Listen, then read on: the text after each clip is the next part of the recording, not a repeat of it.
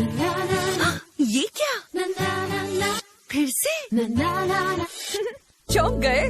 Fair and lovely अब साबुन में भी।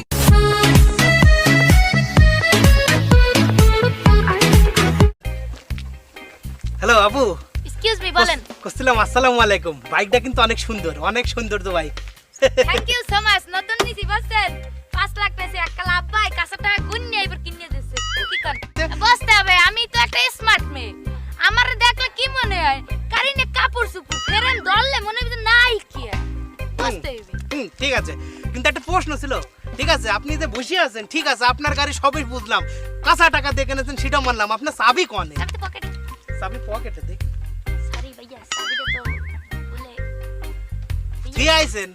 ও আচ্ছা, কিন্তু বিষয়টা হচ্ছে গাড়ির চাবিটা কেমনে রিভার্স খাইয়ে যে আমার পকেটে চলে আইছে বুঝতে পারছি না। এই যে এমন করে ঢুকাইয়ে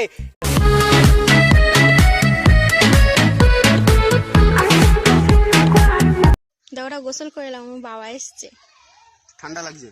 আমার মাও এসছে, বলছি না ঠান্ডা লাগছে। আমার ছোট বোনও এসছে। কি সাবান কই, শ্যাম্পু কই?